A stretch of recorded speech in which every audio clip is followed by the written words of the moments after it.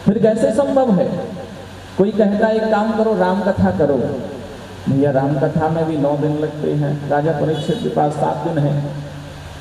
कोई कहता है हनुमान चालीसा का पाठ कराओ, कोई कहता है कि शिव पुराण करो, कोई कहता है गणेश पुराण करो, कोई कहता है विष्णु पुराण करो। कोई ये नहीं बता पाया कि 7 दिन में मरने वाले व्यक्ति की मुक्ति का उपाय क्या है। तब सुखदेव जी आए हैं और सुखदेव जी आकर के सीधे व्यास मंच पर विराजमान हुए। जब विराजमान हुए सभी संत जन खड़े हो गए अपने अपने आसन से, और आसन से खड़े होने के बाद में सभी संतों ने राजा परीक्षित से कहा, राजा परीक्षित तुरंत जाकर के इनका स्वागत करो। व्यर्थ की पूजा पाठ में इनका स्वागत सम्मान में समय नहीं व्यर्थ करना।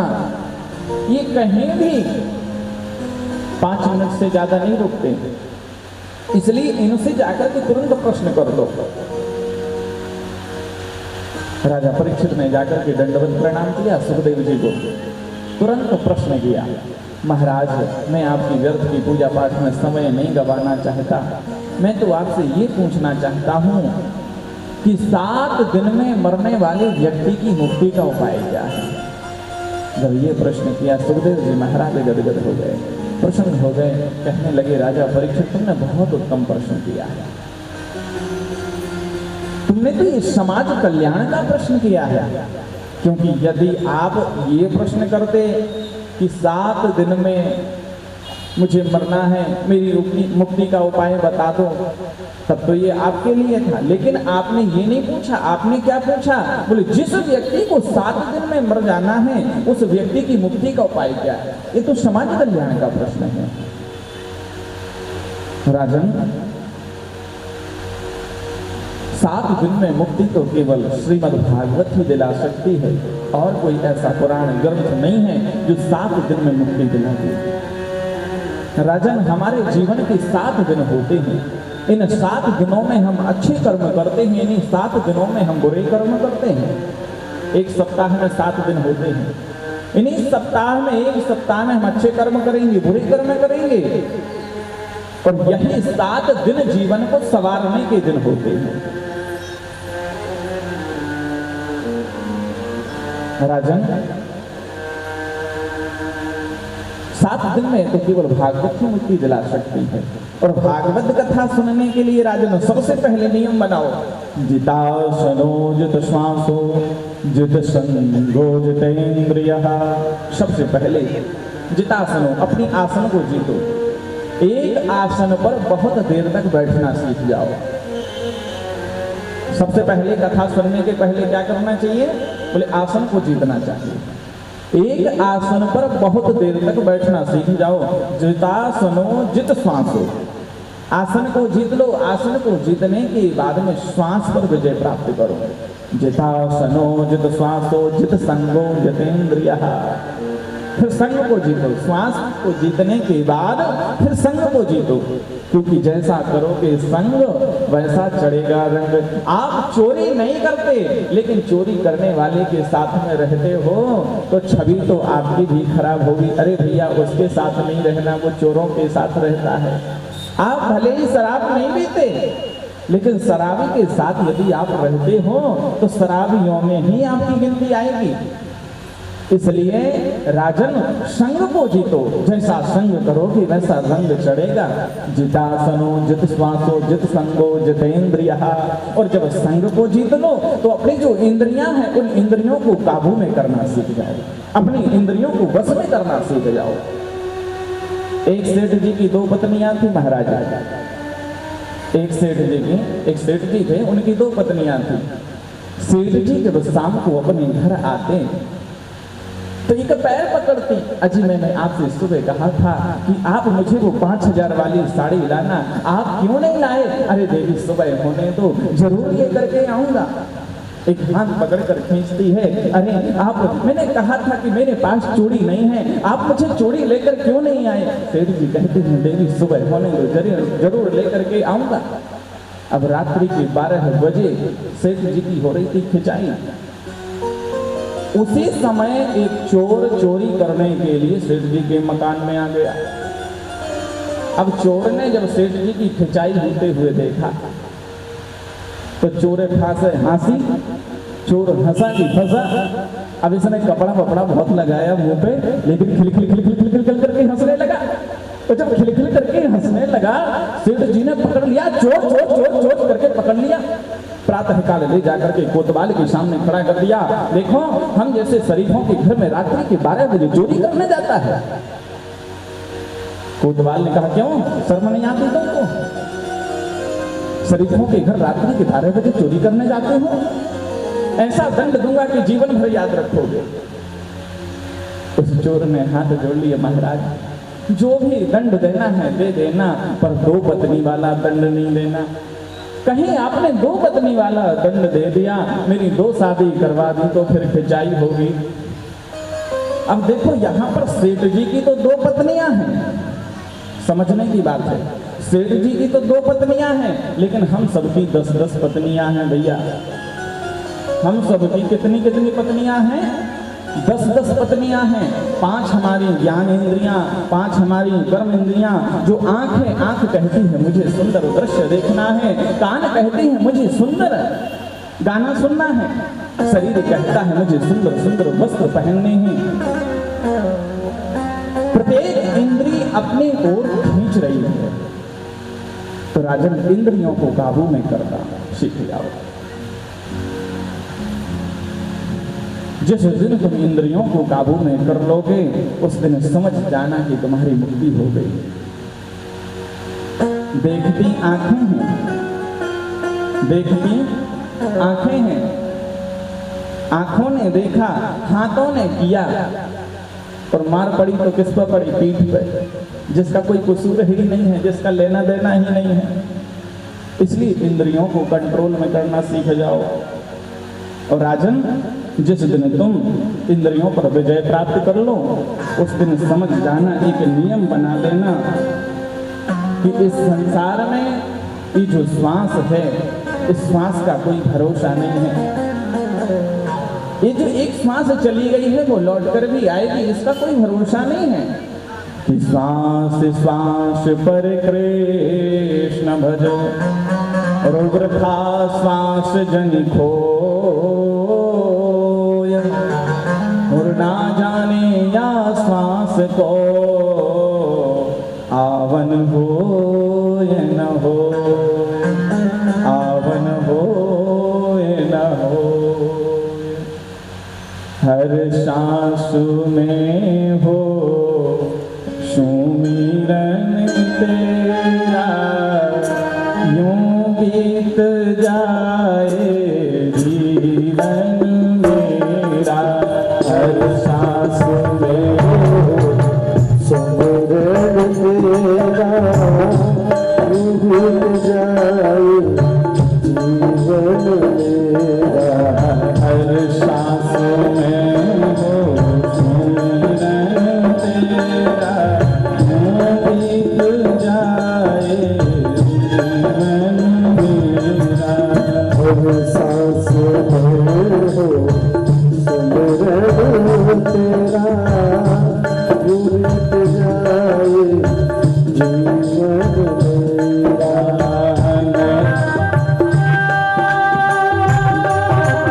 ताली बजाते हुए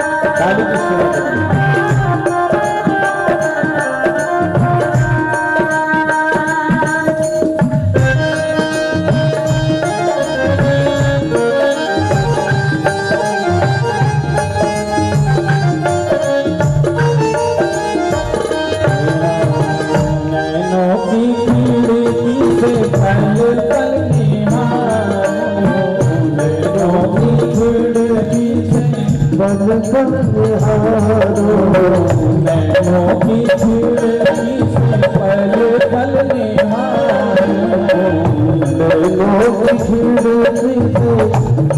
पल पल मन में देखा तेरी आरती उतारो, मन में देखा तेरी आरती उतारो, डाले रहूं तेरे चरणों में तेरा बीत जाए जीवन मेरा, डाले रहूं तेरे चरणों में तेरा यूं बीत जाए जीवन मेरा। ताली बजाते हैं।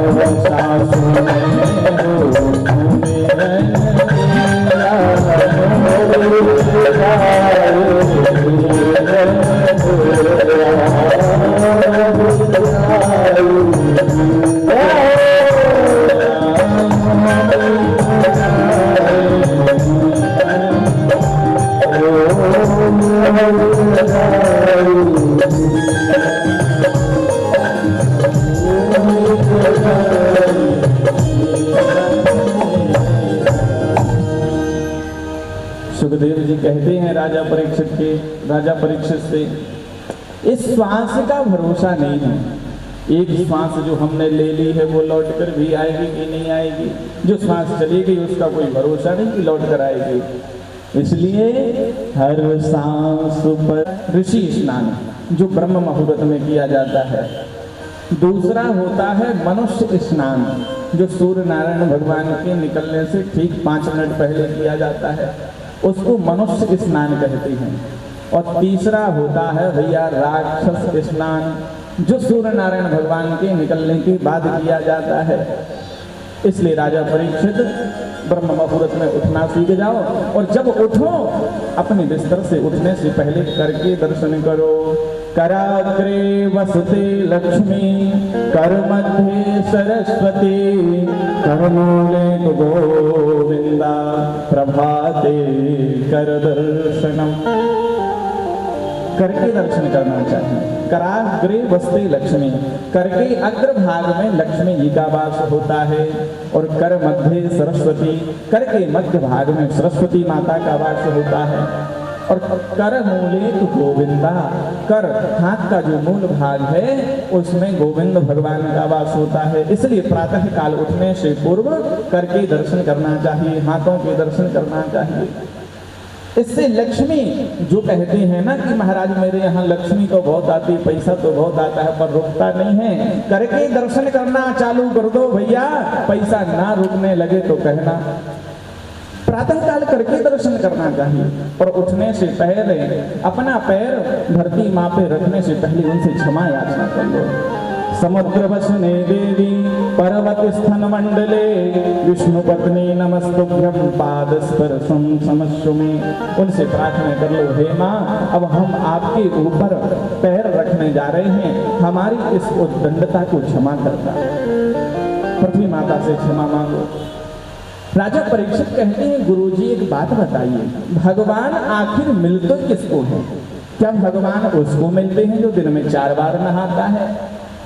सुखदेव जी कहते हैं अरे राजन, यदि 4 बार नहाने से भगवान मिल रहे होते तो भगवान ने और निषादों को, उन भीलों को जाकर के राघव ने गले से लगाया जो जाड़े के दिनों में नहाते ही नहीं थे, कभी ठंडियों के दिनों में तो वो नहाते ही नहीं थे भील लोग, उनको जाकर के मेरे राघवेंद्र सरकार ने गले से लगाया।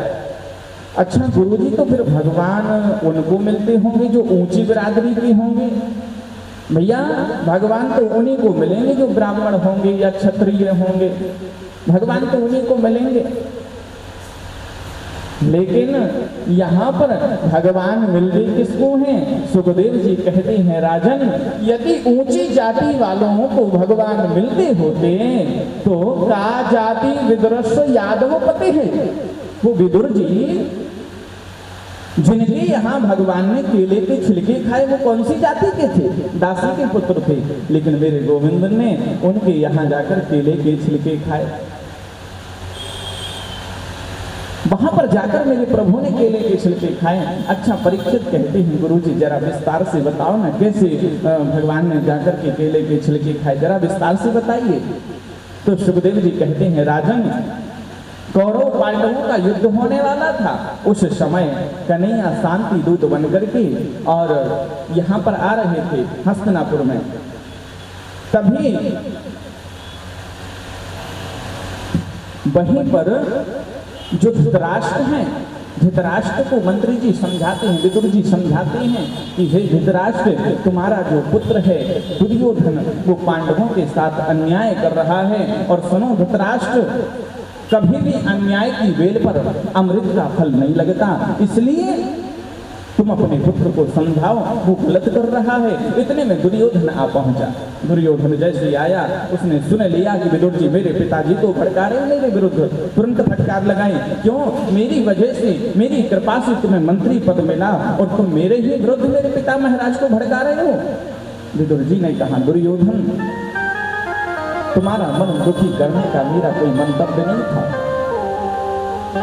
मैं तो ये समझा रहा हूं कि बेटा तुम पांडवों के साथ अन्याय कर रहे हो।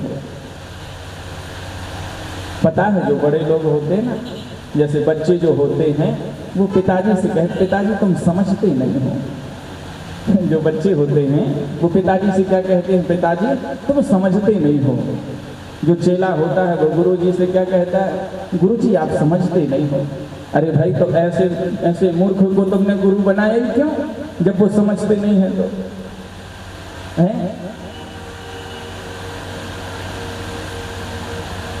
किसी को यदि कोई व्यक्ति यदि एक दिन भी ज्यादा बड़ा है और वो यदि आपको सलाह दे रहा है तो समझ लेना पिता यदि आपको समझा रहे हैं, वो आपसे बड़े हैं उम्र में, वो आपको समझा रहे हैं तो समझ जाना चाहिए। ना जाने तुमको तो पुस्तकों का ज्ञान है, पिता को तो वो अनुभव है उस परिस्थिति का जिससे जो गुजर चुके हैं। और तुमको यदि वो समझा रहे हैं तो तुम्हारे अच्छे के लिए ही समझा रहे होंगे, कभी तुम्हारे साथ वो गलत नहीं कर सकते। क्योंकि तुलसीदास जी रामायण में लिखते हैं कि माता पिता और गुरु की वाणी, माता पिता और गुरु की विचार करनी शोभन विचार करनी शोभन।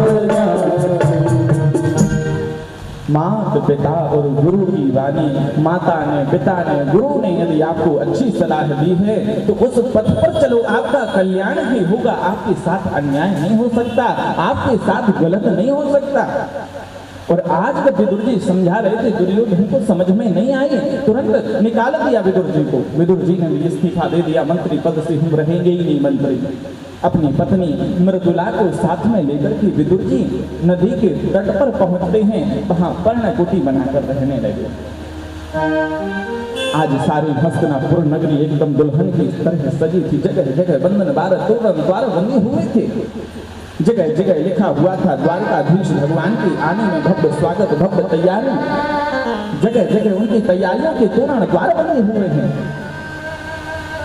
आज विदुर जी दौड़े दौड़े अपनी पत्नी मृदुला के पास पहुंचे। अरे ओ विदुरानी, अरे विदुरानी, तुमको पता है आज हमारे लाला आने वाले हैं, आज हमारी कन्या आने वाले हैं, आज हमारे गोपाल आ रहे हैं। लेकिन विदुरा ने कहा, देखो विदुर जी, अभी आप मंत्री तो रहे नहीं, पर कन्या से कैसे मिलोगे? विदुर जी ने कहा, देवी देखो, मेरी कन्या की तो 1000 आंखें हैं, सहस्र शीर्षा पुरखा सहस्राक्षः सहस्रपातः सभो विकुं सर्वा तिष्ठत्वा त्रातिष्ठत्वा सांगुलम्मा, उनकी तो सहस्र आंखें हैं, सहस्र कान हैं। यदि मैं कन्या को नहीं देख पाया तो क्या हुआ? मेरा गोविंद तो मुझे देख ही लेगा, मेरा गोपाल तो मुझे देख ही लेगा। आज विदुर जी सबसे ऊपर वाली अटारी पर, हस्तिनापुर की सबसे ऊंची अटारी पर खड़े हुए हैं। एक खंबे से सिर लगाए, हस्तिनापुर की सारी नारियां अपनी अपनी अटारियों पर खड़ी हैं, हाथ में पुष्प की थाली लेकर के कि गोविंद आएंगे तो हम उनके ऊपर पुष्प की वर्षा करेंगे, हम उनके ऊपर पुष्प चढ़ाएंगे। दूर से क्या देखा विदुर जी ने कि भव्य भव्य स्वर्णमयी रथ चला आ रहा है, 4 घोड़े लगे हुए हैं, घोड़े वेग की भांति दौड़ रहे हैं, लोग जयकारे लगा रहे हैं, द्वारिकाधीश भगवान की, द्वारिकाधीश भगवान की जय जयकारे लग रहे हैं। भगवान की तैयारी की बड़ी भव्य स्वागत हो रहा है भगवान का। लोग फूल मालाएं पहना रहे हैं, पुष्प की वर्षा कर रहे हैं। लेकिन मेरे गोविंद ने ये नहीं देखा कि कौन पुष्प चढ़ा रहा है, कौन माला पहना रहा है, कौन जयकारे लगा रहा है। मेरे गोविंद तो उस भीड़ में ढूंढ रहे थे कि मेरे काका इस भीड़ में कहाँ छुपे हुए हैं, मेरे विदुर काका इस भीड़ में कहाँ छुपे हुए हैं। और जब गोविंद की नजर विदुर जी के ऊपर पड़ी, विदुर जी ने कन्हैया को देखा, विदुरानी पास में ही खड़ी थी। विदुर जी ने कहा, देखो देखो कन्हैया मुझे देख रहे हैं, अरे मृदुला देखो ना, गोपाल मुझे देख रहे हैं, देखो तुम घर जाओ, मैं जाता हूँ पांडवों के भाग्य को देखता हूँ क्या फैसला होता है, मैं जा रहा हूँ। देखो घर जाकर के चटाई बिछाना, पोंछा लगा कर रखना, मैं जाता हूँ देखता हूँ कि पांडवों के भाग्य का क्या फैसला होता है। अब विदुर जी मंत्री तो है नहीं, तो सभी नगरवासियों के साथ नीचे ही बैठे हुए थे। इतने में जैसे कन्हैया आए, दुर्योधन ने कहा, कन्हैया आप आए हो, आपका बहुत बहुत स्वागत है, लेकिन देखो मैं अपने मन में कोई बात छुपाना नहीं चाहता, मैं अपने मन में कोई बात नहीं रखता, इसलिए आपसे पूछ रहा हूँ, एक बात बताओ। आप आए हो अच्छी बात है, लेकिन अभी हम इस कारण से अनभिज्ञ हैं कि आप यहाँ पर क्यों आए हो, क्या कारण है यहाँ आने का? कन्हैया ने कहा, देखो दुर्योधन, मैंने तो तुमको कभी दुर्योधन कहा ही नहीं, तुम तो सुयोधन हो। देखो गोविंद उल्टा बोल रहे हैं। दुर्योधन का मतलब होता है बेकार बुद्धि वाला, और सुयोधन का मतलब होता है सुंदर बुद्धि वाला। मैंने तो तुमको कभी दुर्योधन कहा ही नहीं, तुम तो सुयोधन हो। देखो दुर्योधन, मैं तुमसे ये नहीं कह रहा हूँ कि तुम पांडवों को आधा राज्य दे दो, मैं तो तुमसे ये कह रहा हूँ कि तुम पांडवों को खाली 5 गांव ही दे दो, मैं 5 गांव से पांडवों को प्रसन्न कर लूंगा। क्या बात करते हो कन्हैया, यहाँ पर तुम मेरे राज्य में नहीं आए, पांडवों के भाग्य का फैसला करने के लिए आए हो, यहाँ पर तुम मेरे पास में नहीं आए हो। कन्हैया सूचग्रे नहीं दास्यामि बिना युद्धेन केशव, हे केशव, मैं तो उन पांडवों को एक सुई की नोक के बराबर भी बिना युद्ध के जमीन नहीं दूंगा। शकुनी मामा पास में खड़ी थी, तुरंत हाथ दबा, पागल ऐसे नहीं बोलते इनसे, तुरंत इनको अपने पक्ष में करो। गोविंद, मैं तो अपने मन में कोई बात छिपाता नहीं हूँ, इसलिए मैं बोल दिया। गोपाल, मैं तो कोई छिपाते ही नहीं हूँ। देखो आपको तो पता ही है कि मेरी माँ कितनी बड़ी पतिव्रता है। मेरी माँ को पता चला कि मेरे जो पिताजी हैं वो अंधे हैं, तो मेरी माँ ने भी अपनी आंखों पर पट्टी बांध ली। गोविंद भगवान मन में सोचने लगे, मुझे पता है तुम्हारी माँ कितनी बड़ी पतिव्रता है। अरे पति यदि लंगड़ा हो तो पत्नी थोड़ी लंगड़ी हो जाती है कि तुम एक पैर से लंगड़े हो, हम 2 पैर से लंगड़े हो जाएंगे। यदि पिता तुम्हारे अंधे थे तो तुम्हारी माँ को तुम्हारे पिता का सहारा बनना था कि खुद ही अंधी हो गई। तुम एक आंख से अंधे हो, हम 2 आंखों से अंधे हो गए। पति यदि लूला लंगड़ा हो तो पत्नी उसकी सहायिका बनती है, सहायता करती है कि खुद लंगड़ी लूली हो जाएगी। देखो गोविंद, मेरी माँ ने 56 प्रकार के भोग बनाए हैं, आप चलो ना, प्रसाद पाओ ना। गोविंद ने कहा, देखो दुर्योधन, भोजन केवल दो परिस्थितियों में होता है, या तो भोजन करने वाले के पेट में भूख हो तो भोजन का प्रश्न उठे, या फिर भोजन कराने वाले के मन में श्रद्धा हो तब भोजन हो। तुम्हारे मन में श्रद्धा नहीं है, हमारे पेट में भूख नहीं है, इसलिए भोजन का तो कोई प्रश्न ही नहीं उठता। और आज तो मैं भोजन पा ही नहीं सकता। क्यों? क्योंकि आज तो मेरा विदुर काका के यहाँ निमंत्रण है, आज तो मुझे विदुर काका के यहाँ जाना है।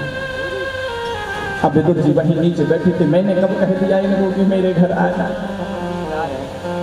विदुर जी पूछ रहे, मैंने कब कहा? कन्हैया बोले, चुप रहो, मैं जो कह रहा हूँ ठीक कह रहा हूँ।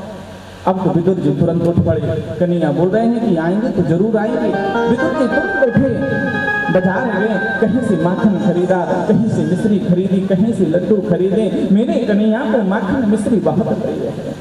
जिस प्रकार भक्त जब भगवान के मंदिर में जाता है तो चरण पादुका पहन कर नहीं जाता, उसी प्रकार जब भगवान भक्त के घर जाते हैं तो भगवान भी चरण पादुका पहन कर नहीं जाते, नंगे पैर ही दौड़ पड़ते हैं। और आज जब विदुर जी के यहाँ गोविंद जाने लगे तो नंगे पैर ही दौड़ पड़े पर्णकुटी की ओर। और जाकर के बाहर रुद्रानी की जो पर्णकुटी थी, जो दरवाजा था, सांकर को खटखटाया। अरे ओ रुद्रानी, अरे ओ काकी, मैं दरवाजा तो खोलियो, मैं दरवाजा तो खोलो।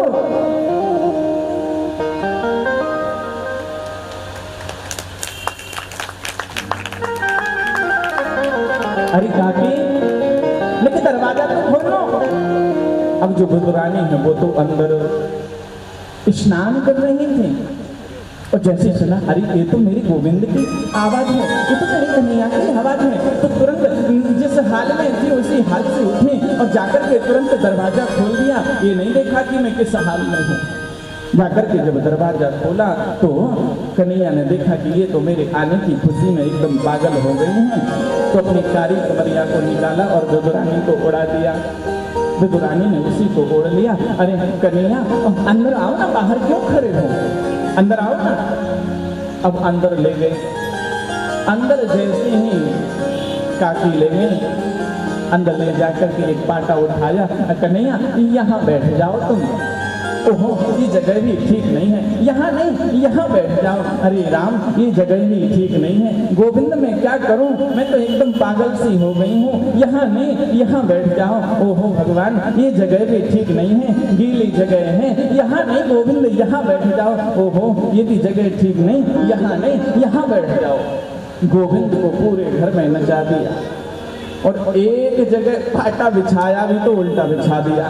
गोविंद भगवान उसी पर बैठ गए। कहने लगे, काकी, पेट पर हाथ घुमाते हुए, काकी, मुझको तो बड़े जोर से भूख लग रही है। अरे कन्हैया, तुमको भूख लग रही है? देखो काका जी आई गए होंगे, बस नहीं 2 मिनट रुको। हाँ, अंदर कदली के फल रखे हुए हैं, मैं अभी जाकर के कदली के फल लेकर के आती हूँ, बिल्कुल चिंता मत करना। विदुरानी अंदर गई, कदली के फल की डलिया रखी हुई थी, उसको लेकर के जब गोविंद भगवान के सामने आई, पत्तल बिछाई हुई तो उल्टी बिछा दी महाराज। भाव में इतनी भाव देखो रोगे, ये भी नहीं पता कि पत्तल कैसे बिछाई, पत्तल भी उल्टी बिछा दी। जो विदुरानी है, केले का फल तोड़ती हैं, छिलका उतार करके पत्तल में रख देती हैं और जो फल है उसको अलग फेंक देती हैं। गोविंद भगवान उसी केले के छिलके को उठाते हैं, बड़े भाव से पाते हैं। अरे काकी, ये फल तो बहुत मीठा है, इस फल में से तो ये फल तो बहुत मधुर है। विदुरानी कहती है, लाला तुमको मीठा लग रहा है ना? अरे अपने हाथ से सेवा करती हूँ, अपने हाथ से कदली के वृक्ष में जल देती हूँ, जरूर मीठा होगा। गोविंद ने एक एक करके छिकले केले के पाते जा रहे हैं। पहला छिलका खाया, 2 छिलके खाए, 3 खाए, 4 खाए। गोविंद भगवान ने तकरीबन 35 छिलके खा लिए केले के। इतने में विदुर जी ने सांकर को खटखटाया। अरे ओ विदुरानी, अरे ओ मृदुला, मैं गेट खोलियो। कन्हैया, आवाज से तो ऐसा लग रहा है कि तुम्हारे काका जी आ गए, 2 मिनट बैठना, मैं अभी जाती हूँ। जाकर के विदुरानी ने दरवाजा खोला। अरे आप काहे को चिल्ला रहे हो जी? अरे देवी तुमको पता है आज कन्हैया ने कौरवों की भरी सभा में मेरा कितना मान रखा। कन्हैया बोले आज तो मेरा विदुर काका के यहाँ निमंत्रण है, सब देखते रह गए। देखो तुमने चिटाई विटाई कुछ बिछाई कि नहीं बिछाई, पोछा लगाया कि नहीं लगाया। देखो मेरे गोविंद ने कहा है तो जरूर आ रहा होगा, मेरे गोपाल ने कहा है तो जरूर आएगा। विदुरानी बोली कि आएगा कि आ गए? अरे आ गए, कहाँ आ गए? साइड में हो। अंदर जाकर के विदुर जी ने जब देखा गोविंद भगवान उल्टे पाटी पर बैठे हुए थे। पत्तल भी बिछी तो उल्टी बिछी है, 35 केले के छिलके अलग डले हुए। गोविंद भगवान के हाथ में केले का छिलका था। विदुरानी तुमने ये क्या कर दिया? इस गरीब की कुटिया में इतने दिनों बाद भगवान आए और तुमने उनको केले के छिलके पवा दिए। ओहो, तो तब से मैं केले के छिलके पवा रही थी। अरे गोविंद तुमने बताया क्यों नहीं? ओहो, तुमने तब से केले का छिलका खा रहा था। काकी मुझे नहीं पता कि मैंने केला खाया या केले का छिलका खाया। मुझे तो ये पता है कि मेरी काकी ने मुझे बड़े भाव से कुछ खिलाया और मैंने उसको खाया है।